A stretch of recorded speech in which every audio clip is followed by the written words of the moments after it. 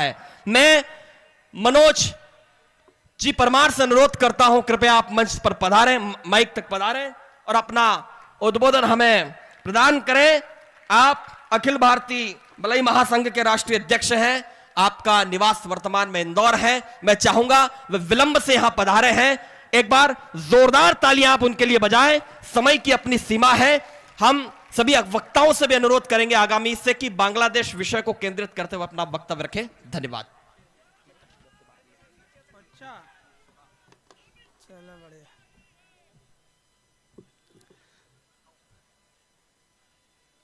बोलिए भारत माता की, बोलिए भारत माता की,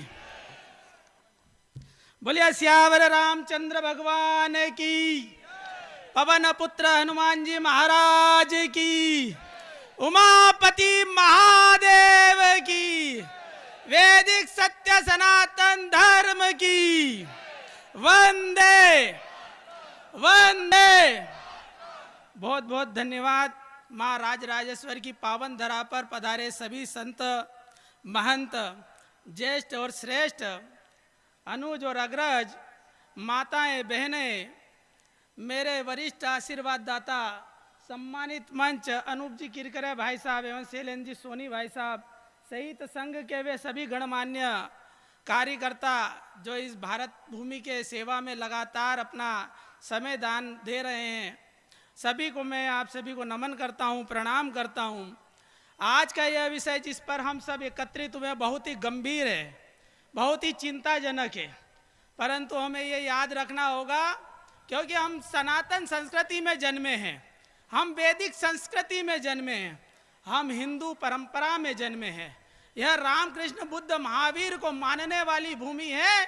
तो महाभारत में कहा है, यदा यदा ही धर्मस्य ग्लानिर्भवति भारत अभ्युत्थानम धर्मस्य तदात्मानं सृजाम्यहम् परित्राणाय साधूनां विनाशाय च दुष्कृतां धर्म संस्थापनार्थाय युगे युगे।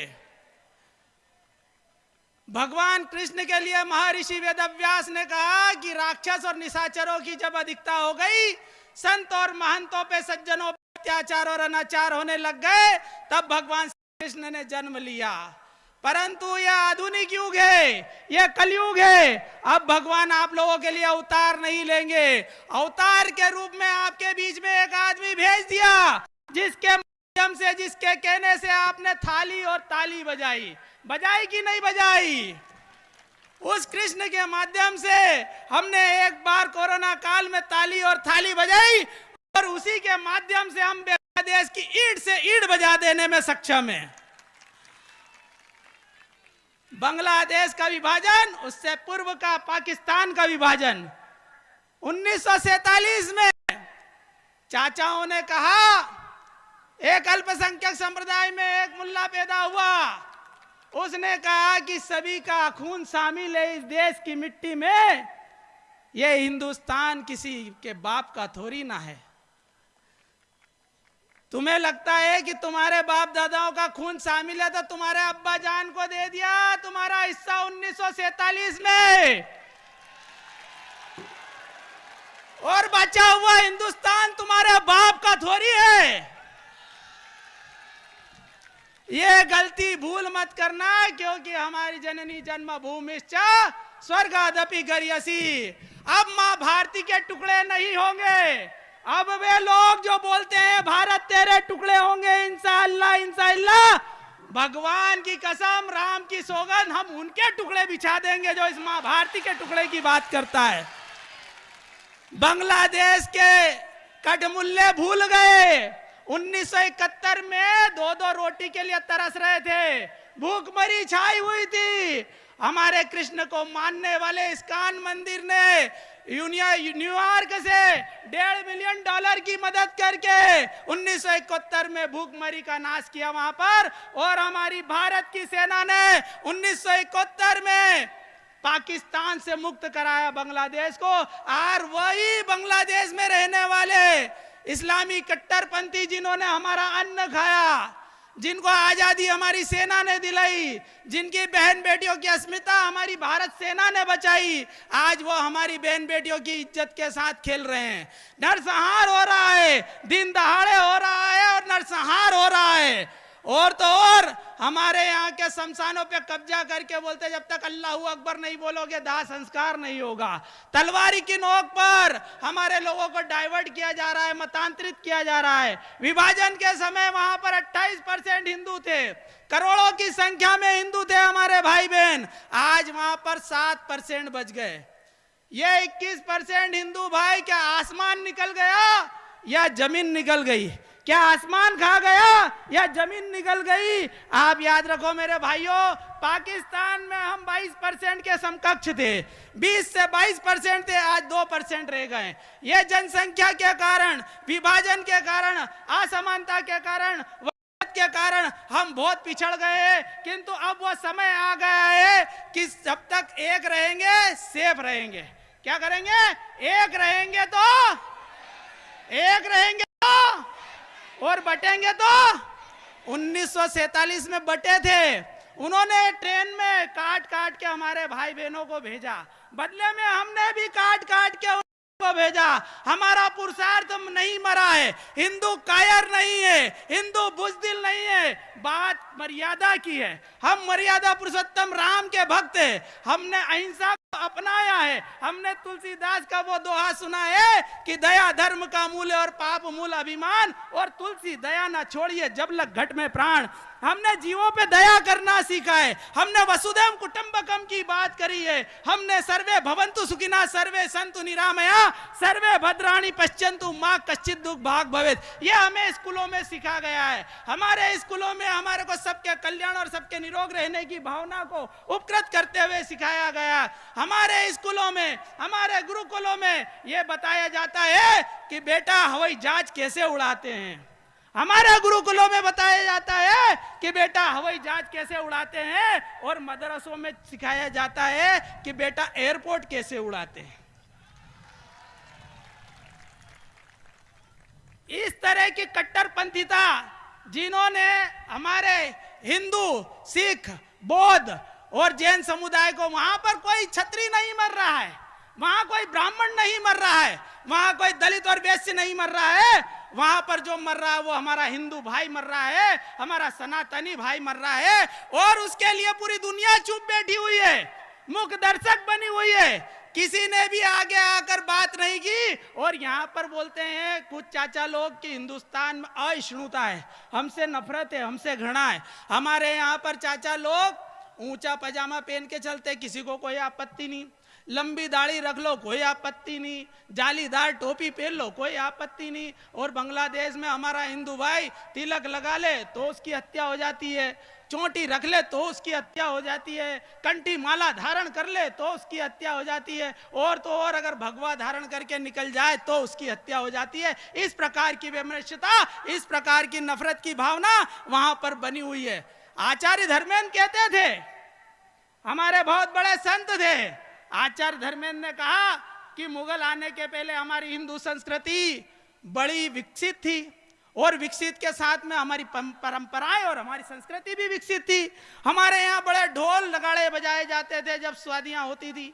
इन लोगों को ये मुगल आक्रांता आए, इन्होंने बड़े ढोल को छोटे टुकड़ों में करा, उसको तबला बना दिया। भगवान ने दाढ़ी मूछ दी, उनने मूछ उड़ा ली, दाढ़ी केवल रख ली। भगवान ने और हमारी संस्कृति ने कुर्ता और पजामा दिया, उन्होंने पजामे को भी छोटा करके ऊपर तक कर लिया, बांडा कर लिया, ऊंचा पजामा कर लिया। हमारे यहाँ पूनम का चांद मनाते हैं, पूरा चांद मानते हैं, और उनके यहाँ 14वीं का चांद हो या आफ्ताब हो, या इनका ले जाने, इनको बहुत ही सब चीज आदि लगती है। और इनके भगवान ने जो चीज दी, भगवान ने सृष्टि के सृजन के लिए, उसको भी आदि कर दिया इनने। तो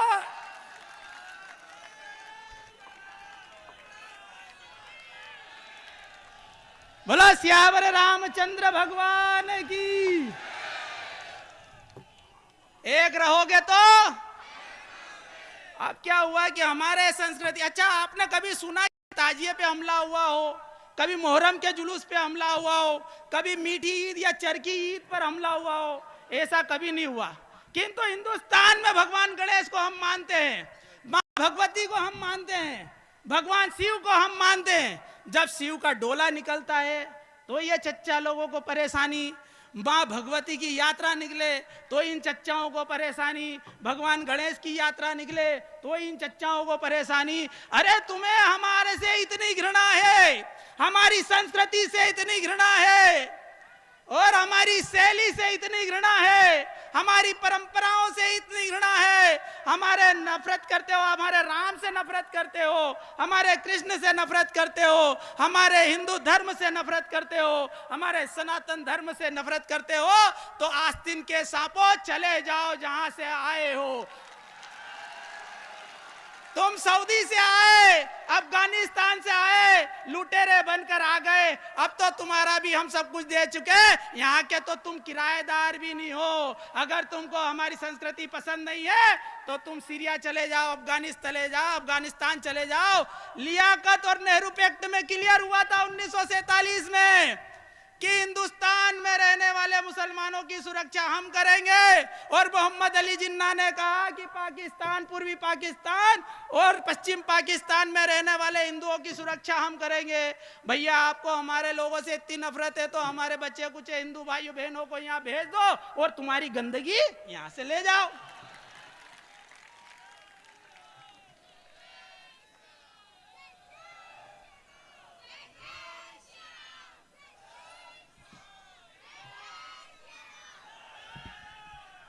आज हमारे देश में 9 राज्यों में हिंदू अल्पसंख्यक हो गया है, 200 जिलों में हिंदू अल्पसंख्यक हो गया है, 1500 तहसीलों में हिंदू अल्पसंख्यक हो गया है।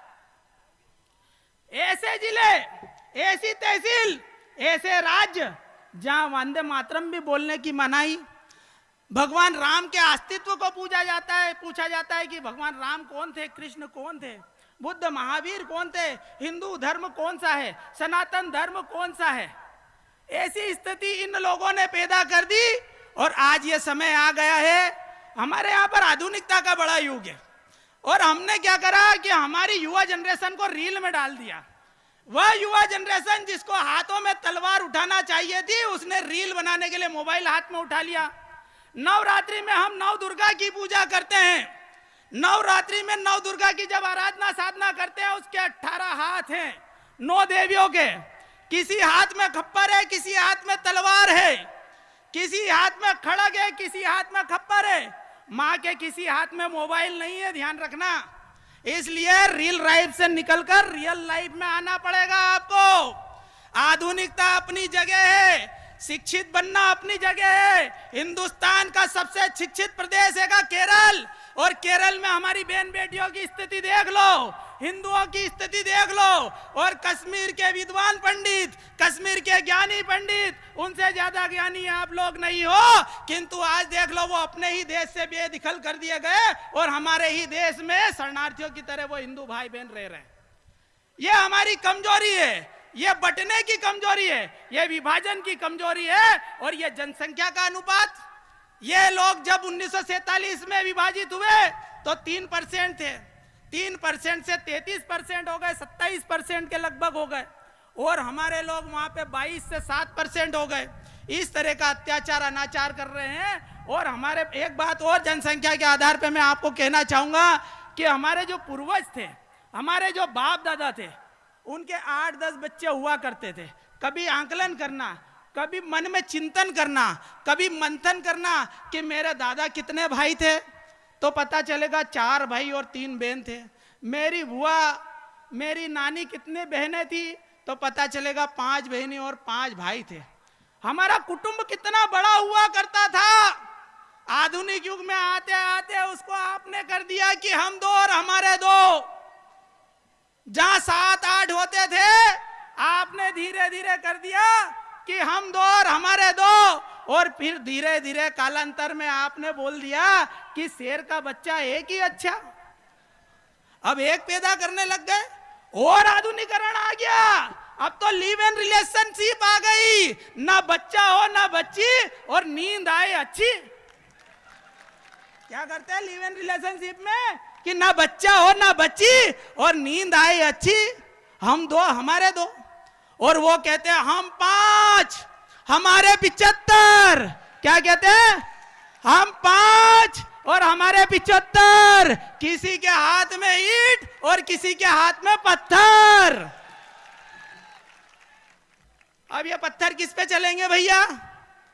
किस पे चलेंगे भाई? बांग्लादेशी तो भारत में शरण ले लेंगे, पाकिस्तानी तो भारत में शरण लेंगे, और भारत वाले कहां शरण लेंगे? हिंदुस्तान के हिंदुस्तानी हिंदू भाई कहां शरण लेंगे?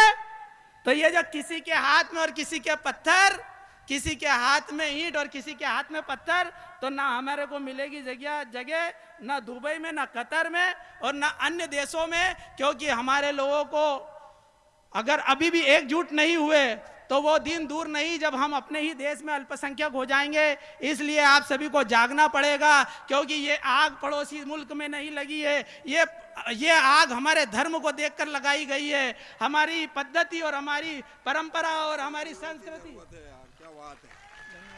जय जय सिया राम। जय जय सिया राम। देखो क्या है, ये जैसे मुगल आए थे ना आक्रांता, ये उनके ही वंशज हैं। तो हमारे यहाँ गूगल भी जलाते हैं ना, ये मुगल और गूगल दोनों जलने पे ही ठीक रहते हैं। तो समय समय पर इनको जलाते रिया करो, इनकी धूप देते रिया करो, तो घर का शुद्धिकरण भी होता रहेगा। देखो 2014 का पहले का भारत ऐसा था, आमिया जामालिया और हिजबुल मुजाहिदीन, लश्कर तोयबा जैसे संगठन आते थे, चाहे जहां बम फटाके फोड़ जाते थे। कभी लखनऊ में बम फोड़ दिया, कभी बंबई में फोड़ दिया, और कभी पंजाब में फोड़ दिया, तो कभी दिल्ली में फोड़ दिया। अब 2014 के पहले का 14 के बाद का भारत है, 2014 के बाद का भारत है, जब मोदी जी कहते हैं कि हम किसी को छेड़ते नहीं, और कोई हमें छेड़े तो उसे छोड़ते भी नहीं। और उसके लिए सर्जिकल स्ट्राइक करके ये बता दिया कि घर में घुस के मारेंगे, घर में घुस के मारेंगे, और जो सनातन की तरफ आंखें उठाएगा उसकी आंखें भी निकाल ली जाएगी, और जो उंगली उठाएगा उसकी उंगली और हाथ दोनों काट दिए जाएंगे, और जो जुबान भी खोलेगा हिंदू धर्म के प्रति, भगवान राम के प्रति, तो उसकी जबान भी खींच ली जाएगी। अब इस प्रकार का हिंदू है, कट्टर हिंदू है, मजबूत हिंदू है। और अब वो हिंदू है जिसका सीना 56 इंच का है, कमजोर हिंदू नहीं है, वर्गों में बटा हुआ हिंदू नहीं है, पंथों में बटा हुआ हिंदू नहीं है। अब जो हिंदू है वह समस्त हिंदू समाज की 6743 जातियों को एक साथ में लाकर आरएसएस के बैनर तले, संघ के बैनर तले, विश्व के कल्याण की कामना करते हुए, अपने धर्म को मजबूत करते हुए,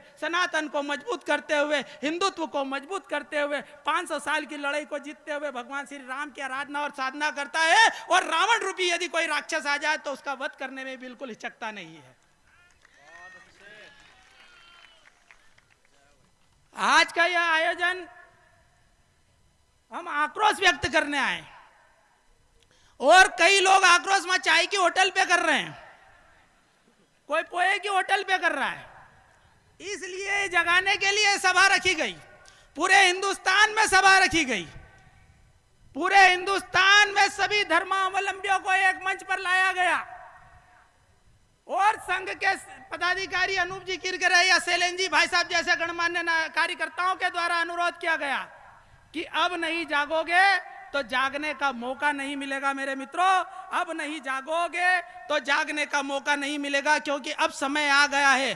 क्योंकि इस तरह का अवसर आया है 1947 के बाद, जब हमारे लोगों के साथ उन्होंने बिना भेदभाव के, जब वो हमारे लोगों के साथ अत्याचार कर रहे हैं, तो हमें भी उन लोगों को छोड़ने की जरूरत नहीं है। और हमेशा ध्यान रखना, हम दया मानते हैं, अहिंसा मानते हैं, हम निरपराध व्यक्ति पर अत्याचार नहीं करते, अनाचार नहीं करते, किंतु जब हमारे लोगों पर अत्याचार और अनाचार हो तो हमें भी चुप नहीं बैठना चाहिए। क्योंकि जो हिंदू हित की बात करेगा, नहीं वो देश पे राज नहीं करेगा, दिलों पे राज करेगा। कहां करेगा? जो हिंदू हित की बात करेगा वही दिलों पे राज करेगा, वही भोपाल में राज करेगा, वही दिल्ली में राज करेगा, और वही बांग्लादेश पे राज करेगा, वही पाकिस्तान पे राज करेगा। जो हिंदू हित की बात करेगा, हम रामकृष्ण के बिंदु है, हम हिंदू हैं, नदियों में श्रेष्ठ सिंधु है, हम हिंदू हैं, भारत के केंद्र बिंदु है, हम हिंदू हैं। इन परंपराओं को ध्यान रखो, और जो टोकरी के सांप है वो टोकरी में रहे, किंतु जो आस्तीन के सांप है उनको पहचानो और निकाल के मारो। जो आस्तीन के सांप है जिन्होंने राम से नफरत कर रहे हैं, जो कृष्ण से नफरत कर रहे हैं, जो हमारी संस्कृति हमारी परंपराओं से नफरत कर रहे हैं, उनको पहचानो, उन्हें निकालो और उनमें जूते दो, तब ठीक रहेंगे। वो ऐसे ठीक नहीं होंगे, क्योंकि सुंदरकांड में हनुमान जी महाराज ने कहा है, जिन मोही मारा ते में मारे, ते ही पर बांधे तमे तने तुम्हारे। तो जो लोग हमारे लोगों को मारे, उन्हें मारने में कोई दोष नहीं है, कोई पाप नहीं है।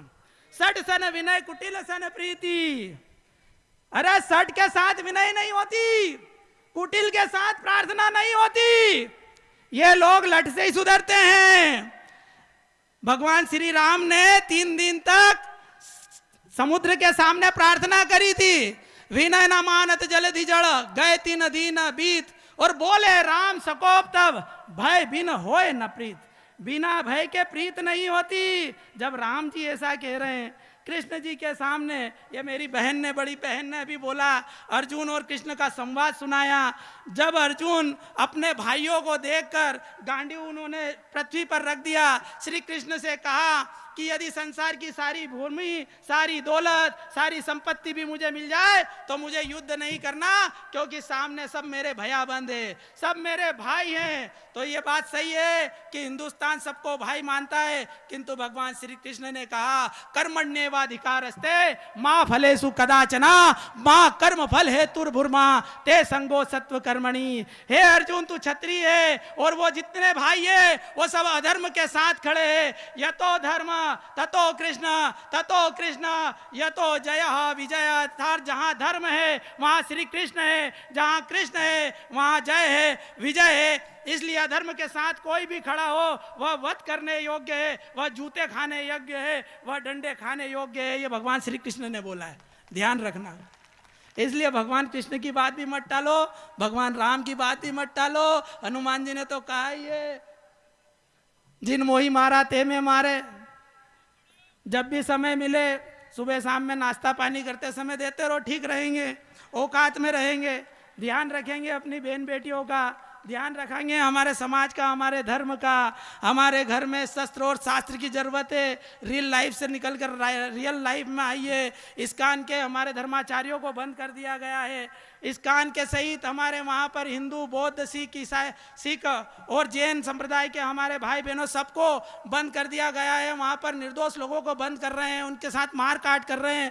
और एक बात बताएं, यहाँ पर आकर इतने चिल्ला चोट मुस्लिम लोग करते हैं। चीन के अंदर ये अजान पढ़ते हैं, इनके माइक निकाल देते हैं, इनके रेडियो निकाल देते हैं, वहाँ इनके अब्बा जान कुछ ही बोलते। चीन बोलता है, ओए चाचा जान दाढ़ी आधी आधी कर लेंगे, बेटा पजामा पूरा तो पूरा पजामा पहनेंगे, और बेटा 14वीं का चांद नहीं करना और रोजा भी आधा रखना। तो चीन जैसा बोलता है वैसा करते हैं, क्योंकि चीन शक्तिशाली है। तो हम कमजोर हैं क्या? हम कमजोर? बताओ हाथ ऊंचा करके, हम कमजोर है क्या? तो हमारे यहाँ भी पजामा पूरा पहनेंगे और दाढ़ी भी आधी रखेंगे और औकात में रहेंगे और कायदे में रहेंगे तो फायदे में रहेंगे। वरना वैदिक सनातन धर्म के हमारे चक्रवर्ती सम्राट हुए हैं और अब मजबूत हिंदू है और हिंदुओं की सरकार है। हम अत्याचार और अनाचार बिल्कुल बर्दाश्त नहीं करेंगे। बांग्लादेश में अत्याचार जो हो रहा है, वहाँ के जो हिंदू भाई बहन हैं उनके साथ भारत का प्रत्येक हिंदू खड़ा है। बोलिए वैदिक सनातन धर्म की, बोलिए भारत माता की, बोलिए भारत माता की। धन्यवाद।